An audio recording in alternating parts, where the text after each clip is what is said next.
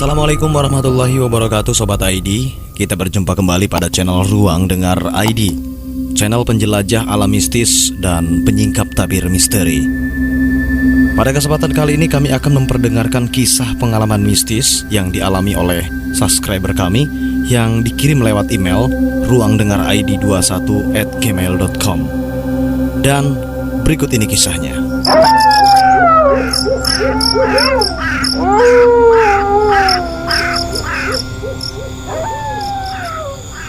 Nama saya Ahmad Syahid. Saya tinggal di Pasirwangi, Kabupaten Garut, Jawa Barat. Di sini saya akan membagikan kisah mistis pengalaman saya yang kejadiannya sudah cukup lama, yaitu di pertengahan tahun 2006. Akan tetapi saya masih ingat betul harinya. Hari itu hari Kamis. Saya dan teman-teman saya belajar mengaji kepada kakak saya setiap sehabis maghrib. Karena kebetulan saya mempunyai seorang kakak yang profesinya mengajar ngaji di desa kami. Namanya Burhan. Saya menyebutnya dengan Ak Burhan. Ak Burhan seorang keluaran pesantren. Kami dan warga sekitar percaya dia sudah kuat dalam hal ilmu lahir, baik ilmu batinnya. Di sini, Ak Burhan juga mengajari kami tentang ilmu tauhid, tasawuf, dan fikih. Hari itu, setelah selesai mengaji dan setelah teman-teman saya pada pulang, tinggallah saya berdua dengan Ak Burhan. Tidaklah berapa lama, saya lihat ada yang datang. Ternyata dia teman Ak Burhan semasa di pondok pesantren dulu. Namanya Nanang, dan saya menyebutnya Mang Nanang. Setelah beberapa saat kami mengobrol, tanya-tanya soal kabar, Mang Nanang pun mulai menceritakan maksud dan tujuannya datang ke tempat kami. Ternyata maksud dan tujuannya Mang Nanang datang ke tempat kami yaitu hendak meminta tolong pada Ak Burhan. Insya Allah, kata Ak Burhan, jika saya bisa dan mampu, tentu saya akan membantunya. Tambahnya lagi, dengan secara perlahan dan detail, Mang Nanang menceritakan suatu hal yang sedang menimpanya. Dari cerita Mang Nanang, pada suatu hari, istri saya melahirkan anak pertama kami dan alhamdulillah lahir dengan selamat.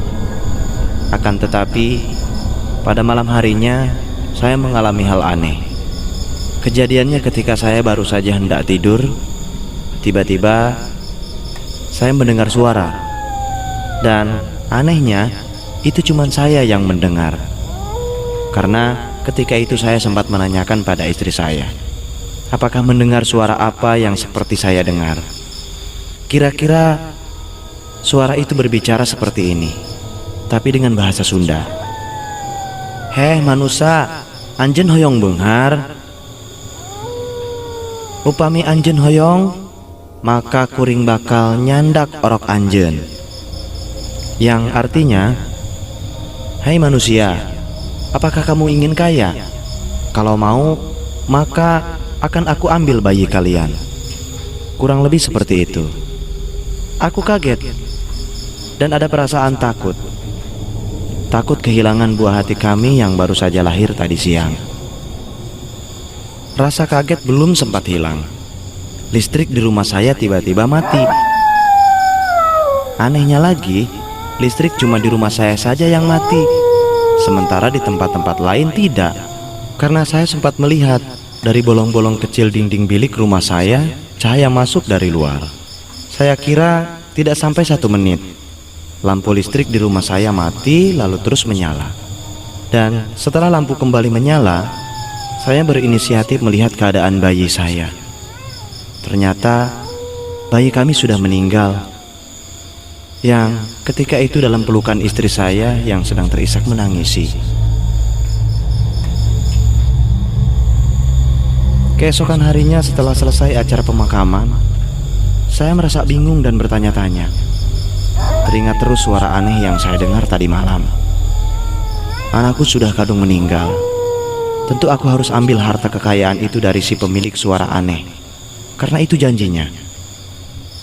Kemudian saya meminta tolong ke salah seorang ustadz di kampung saya untuk menerawang keberadaan rumah saya, bahkan di kamar tempat anak kami meninggal. Setelah dalam kamar di mana bayi kami meninggal, Pak Ustadz duduk bersila menutup mata dan berdoa. Menurut cerita Pak Ustadz, ketika beliau membuka matanya, ternyata beliau sedang duduk di telapak tangan yang sangat besar. Lalu ia merasa seperti dilempar ke arah dinding bilik bambu. Bahkan memang bilik rumah saya yang terbuat dari bambu itu pun jebol. Saya melihat Pak Ustadz berlari dan berteriak, "Nang, itu jin!" Saya dan istri saya memang sudah tidak lagi menempati rumah tersebut selama beberapa hari itu. Saya yang kemudian ikut pergi dan lari ke rumah orang tua saya, yang dimana tempat istri saya tinggal beberapa hari itu. Malam berikutnya, tepatnya pada tengah malam, mata saya enggan juga mengantuk. Akhirnya saya memutuskan sebelum saya tidur, saya ingin melaksanakan sholat hajat terlebih dahulu. Kemudian setelah itu saya beranjak untuk tidur. Mungkin sangat lelap, karena ketika terbangun, azan subuh sudah terdengar sayup-sayup di musola pusat desa. Iya, mungkin saking lelapnya saya tidur, karena saya ingat saya baru saja bermimpi.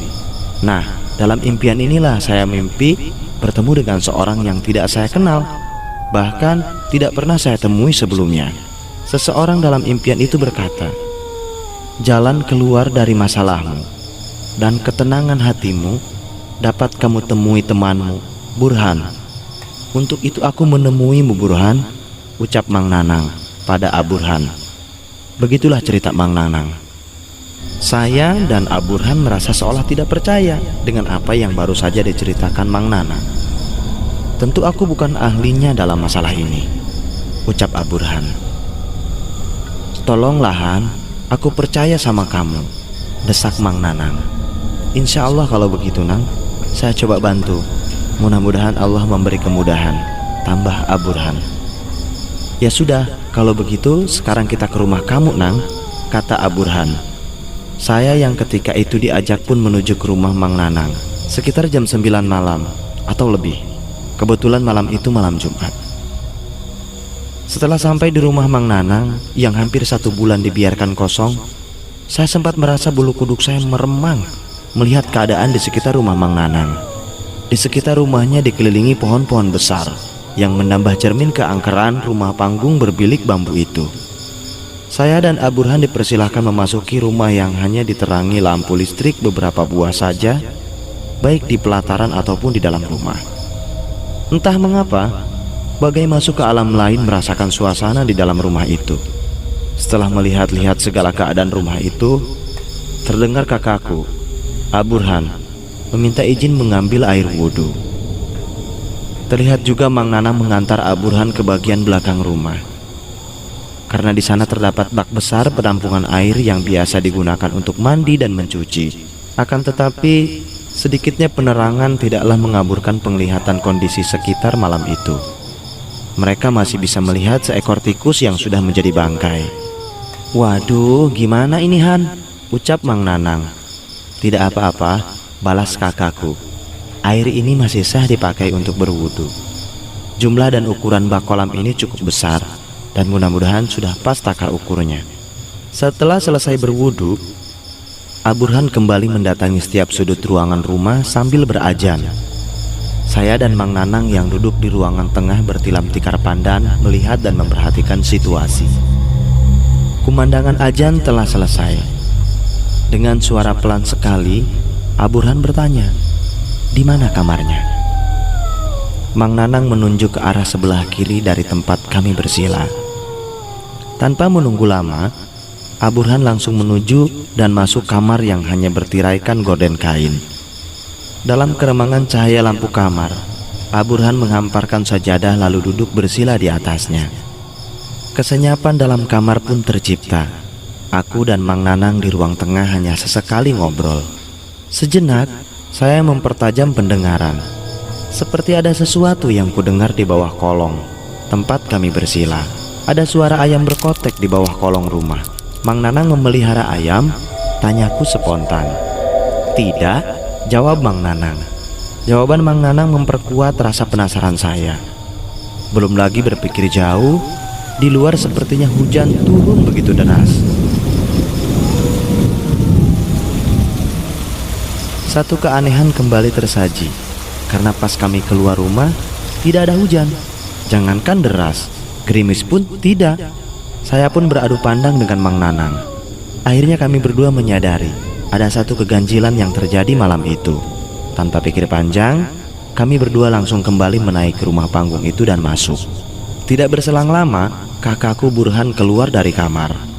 Bagaimana? Mang Nanang menyerobotkan satu pertanyaan. Burhan terdiam beberapa saat. Tadi, waktu saya di kamar, tidak ada telapak tangan, ucap Burhan dengan nada ringan. Akan tetapi, saya menemui sosok besar dan berbicara kepada saya. Tambah Burhan lagi, penuh keyakinan. Ternyata bayi itu bukan diambil oleh jin penghuni sekitar sini. Akan tetapi anakmu itu sudah diambil oleh Yang Maha Pencipta dan Maha Kuasa, yakni Allah Subhanahu wa Ta'ala. Mengenai suara yang kamu dengar di malam sebelum anakmu meninggal, itu hanya tipu daya jin. Ketahuilah bahwa banyak bangsa lain selain manusia yang sifatnya syirik terhadap kita manusia. Dia ingin manusia musyrik atau keluar dari ketetapan, yaitu menduakan Tuhan. Percayalah dengan penuh keimanan bahwa jin tidak bisa mengambil nyawa manusia.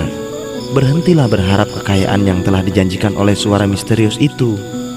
Ikhlaskan semua soal kepergian anakmu. Mang Nanang seakan hendak terkulai lemas, namun ia berusaha menahan untuk tetap berdiri. Di balik cahaya listrik yang tidak begitu terang, saya dapat melihat jelas titikan air mata di pipi Mang Nanang. Iya Han, saya ikhlas. Lantas Mang Nanang memeluk Burhan. Mungkin ini alasannya kenapa saya harus menemuimu Han, ucap Mang Nanang dicampur seduhan tangis. Malam memang sudah cukup jauh meninggalkan tengah. Kami bertiga memutuskan untuk segera pulang. Dan semenjak kejadian itu, saya mendapat kabar bahwa Mang Nanang juga sudah tidak lagi menempati rumah itu.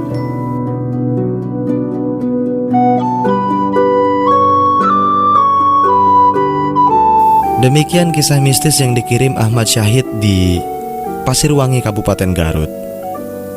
Apabila Sobat ID juga punya cerita mistis lainnya, boleh kirimkan cerita Anda ke email kami ruangdengarid21@gmail.com.